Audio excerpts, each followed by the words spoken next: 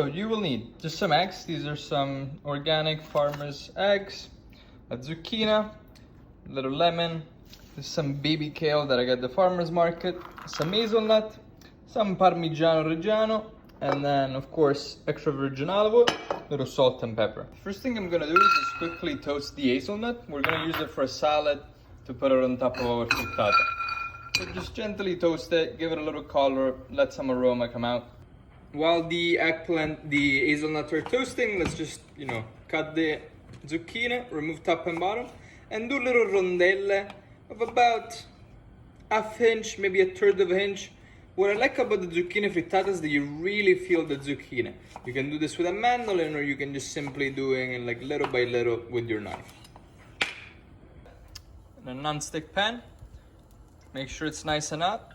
We go ahead with a generous amount of olive oil, and we're going to fry our zucchine. And it's not important if it's sizzled or not, just wanna make sure that you place them with the bottom down so that they get evenly fried, and then you mix it.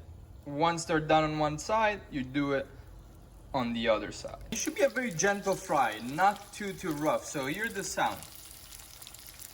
Like very gentle, and keep it like that. Don't move them. One side first and then you flip them. Okay, while the zucchini are frying, we're gonna crack our eggs. Just crack one. I'm gonna do 3 eggs in my frittata. It's gonna be a small one. And then, adjust it just depending on how much vegetable, how many people you want. That's the beauty of frittata. You just keep on adding things and off you go. Just gonna season it with a little bit of sea salt, just a tiny bit. And then go ahead with some Parmigiano Reggiano. Generous amount of Parmigiano. You can use pecorino, you can use maybe, manchego. I wouldn't really recommend using soft cheeses in this one, but you can put little pieces of goat cheese if you really like. And then with the help of a fork, we really whip this up. Make sure you incorporate all the cheese and you really whip these eggs up. You want to get it nice and fluffy, so just like incorporate more air and make sure, do this for at least a minute and you should be fine. I also had a little piece of sottocenere, which is like a cheese that's preserved and aged under ashes. Instead of going to waste, you just cut little pieces and put in your frittata. The beauty of your frittata, you just take whatever's in your fridge, leftovers, not leftover, cheeses that are not necessarily going bad, but you need to consume or you need to get rid of. And off you go in frittata. I put it here, and that's it. Okay, when you get this beautiful golden color, that's when you flip the zucchini. Flip them around. They should have this beautiful color almost on both sides. And then they're gonna get more color once they cook with the frittata. Now that our zucchini are done, we're gonna scoop them out and just put them with no excess oil in our egg batter.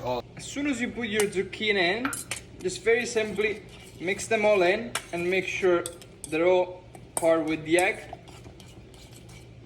So just like that, you have your compost of cheese, eggs, Parmigiano, everything all together. Your almost cooked zucchini. I mean, they're cooked at this point. You can even do a pasta with it. And you have them ready. Now in a pan, I go ahead with some olive oil, coat it on all sides. If you can use a non-stick pan, it's ideal. And then I'm gonna go ahead with my mix at a very low flame at the beginning. And now start spreading all the zucchini, everything as evenly as possible. First round, when you just put it in, you can like move it around, almost crumble it, just to give it a little of body, and then you simply tap it down and put it to a very low flame and just let it cook. Very, very gentle heat, little by little. With the non-stick, you barely need to move it around. See, the frittata moves around. And just let it cook very gently, very slowly. Perfect. When we're at the stage that you can move it around with this movement, still moist inside, but cooked and you can see, you start seeing a golden crust, we're going to flip it. Take a plate that's way bigger, of course, than the frittata. And the operation is very simple. We put it there, be very like decisive in the movement. You flip it, beautifully golden, and then you slowly pass it back without burning it, and then with a spatula or whatever, just try to refold it in and remake it in that shape. Just keep the and look at the color. It's golden, not burned. It's perfect.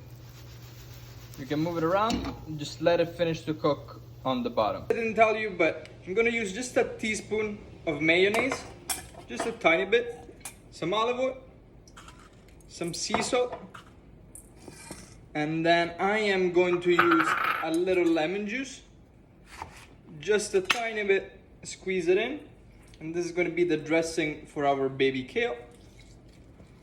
So create that, just mix it around, incorporate your mayonnaise, whatever. You can completely omit the mayonnaise.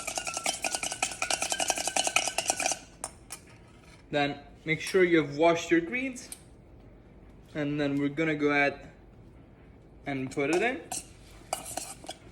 and then simply just dress our beautiful baby kale with this mayonnaise and lemon dressing.